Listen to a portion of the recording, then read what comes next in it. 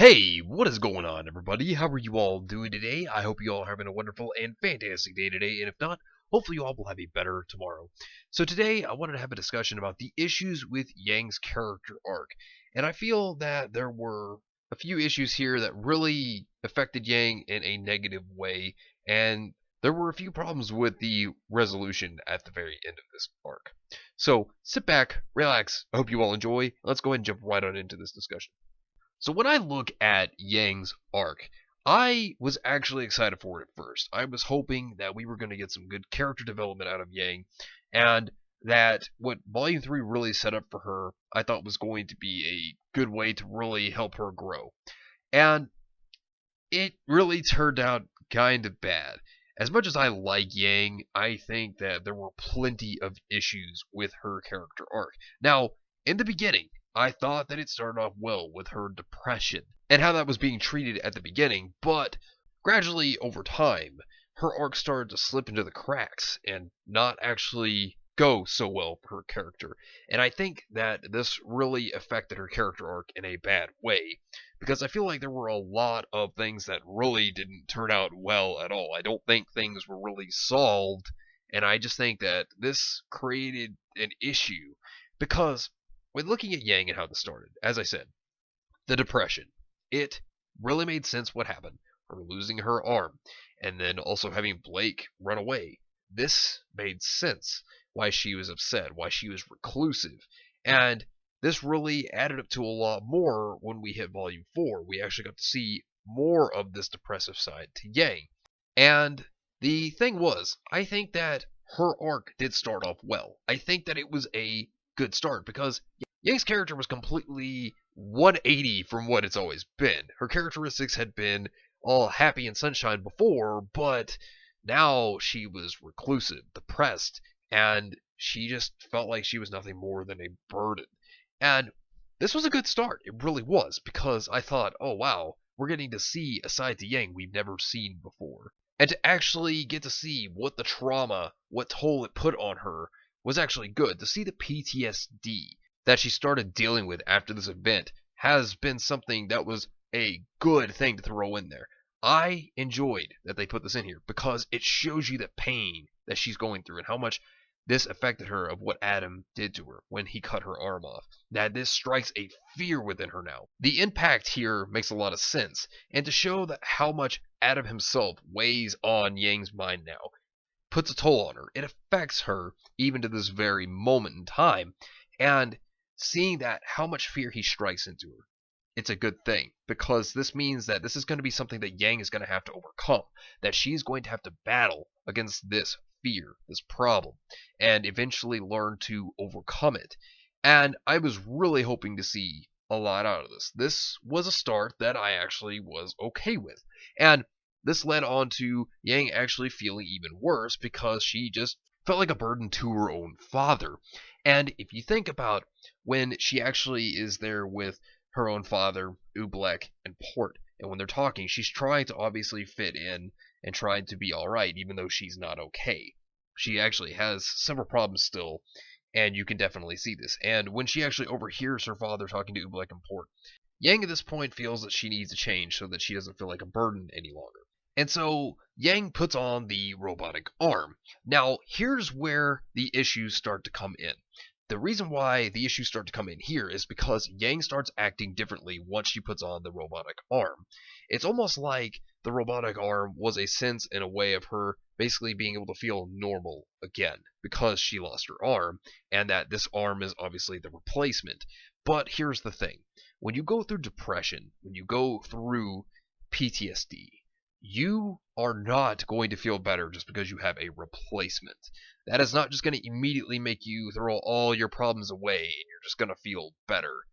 And that's the issue I have there, is that it's like everything just melted away, like all the issues were gone, and I felt that that hurt her arc right here at this given point because it's like nothing ever happened. It's like all that buildup right there with her depression and what she was going to have to probably take on with Adam was gone.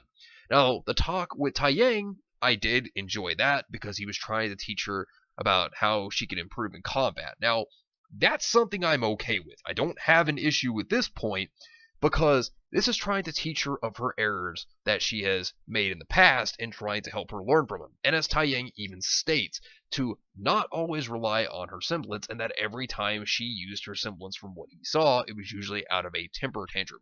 And that is the truth. Every time that we saw Yang use her semblance, it was out of anger. It's because she got frustrated about something, and then her semblance would activate, and she would go from there with her semblance.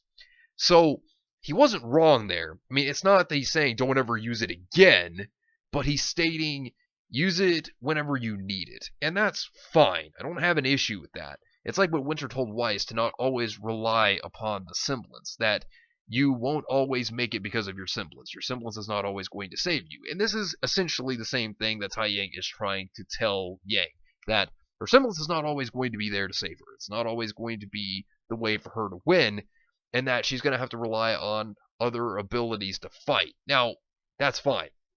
I don't have an issue with this, but I do have an issue regarding the semblance, and I'm going to get to that in a bit, considering that that really has to do with Volume 5, and I've talked about it a bit, so I won't go into it too much. But getting on to Volume 5, considering where we see Yang end off at the end of Volume 4, she is going on her way to find RWBY, and that's not so much of a problem. But then Volume 5 has a inconsistency, because then she states to the bandit that she is going to find Raven, her own mother, which I was okay with that, because that means that for her arc, all this build up to Raven Bronwyn can finally be realized and see what she's completely like as a character. And even when Tai Yang was talking to her, he was telling her how Yang and Raven were very similar. So we were probably going to get an interesting take. At least that's what I had been hoping for.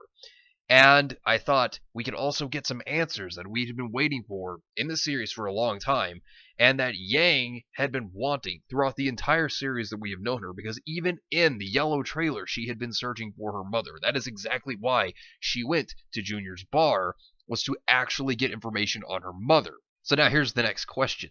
Did we actually get what we wanted to see out of this situation? Because we didn't.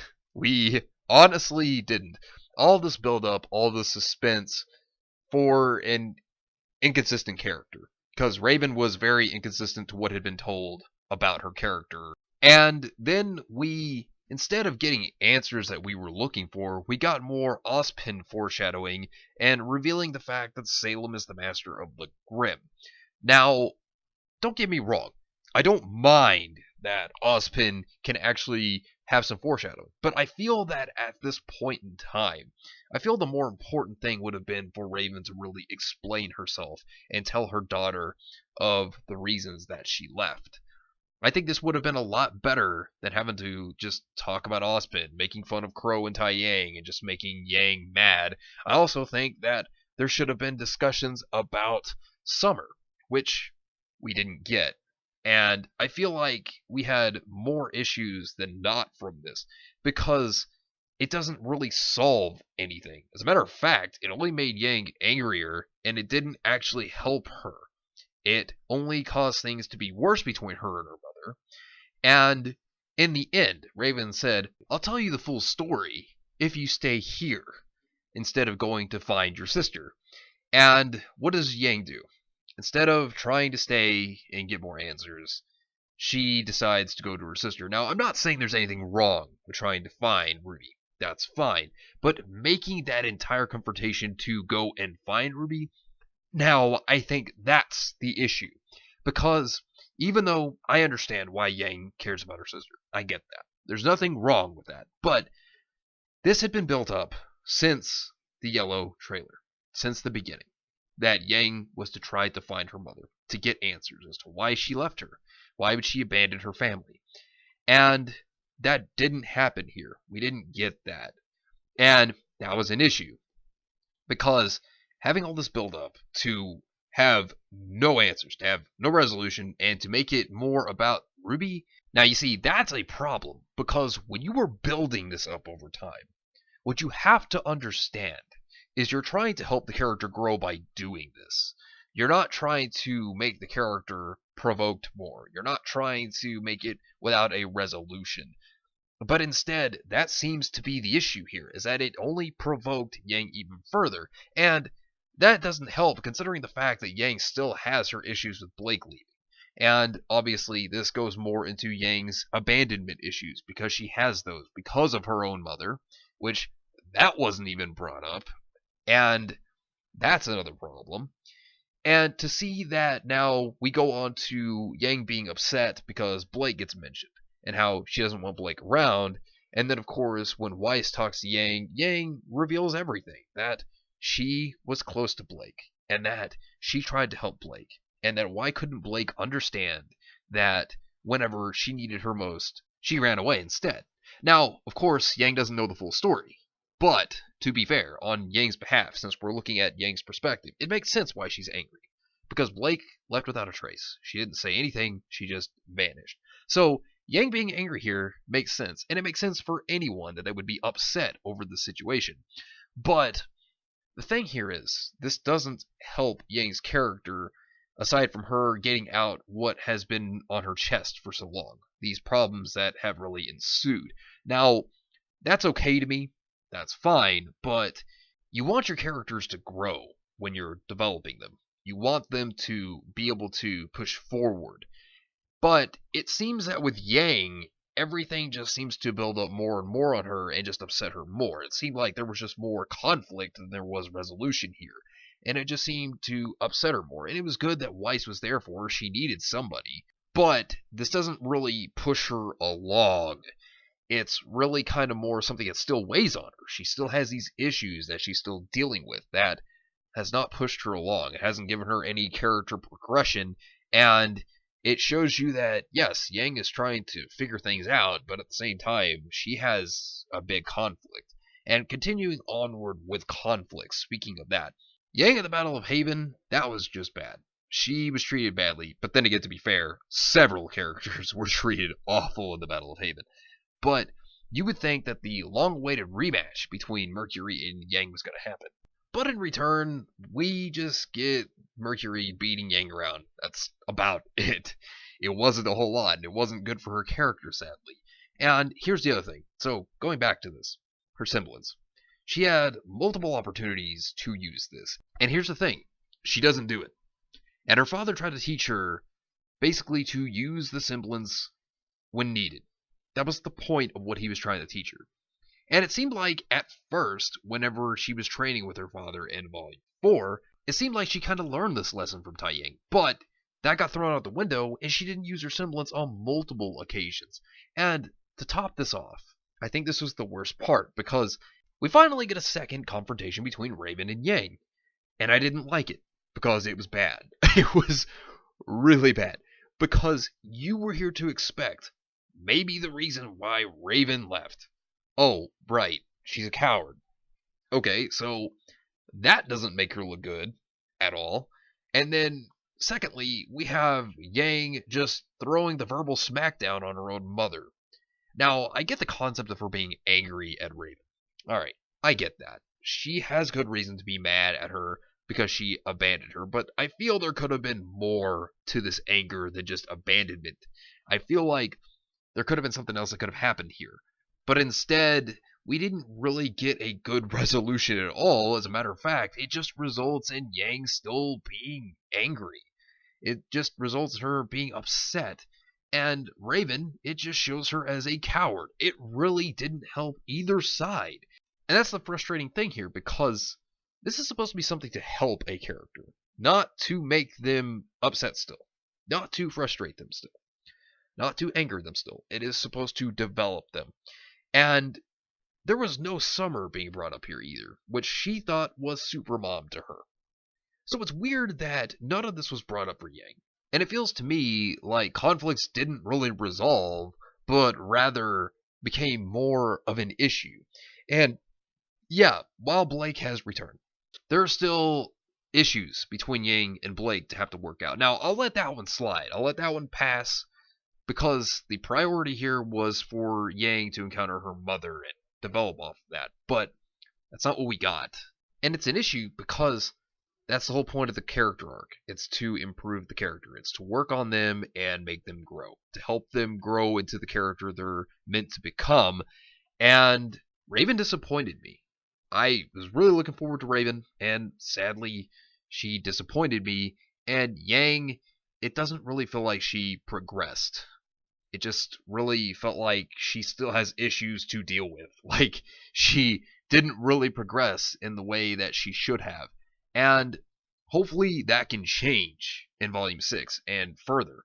But it really hurt her character, I think. I think that this could have been something that could have been better for her.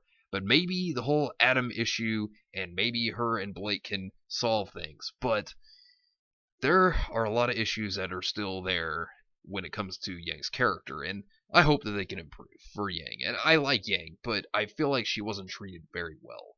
But anyways, let me know what you think down below. Do you agree? Do you disagree? Let me know in the comments down below. But anyways, thank you all for watching. I hope you all enjoyed, and if you did enjoy, hit the video with a like, subscribe if you want to see more content like this, and share this with your friends if you found this informative or useful. Well, anyways, I hope you all have yourselves a wonderful and fantastic day today, and remember, if today was not a good day, tomorrow could always be better. Take care of yourselves and everyone around you, and have yourselves a good one out there, everybody.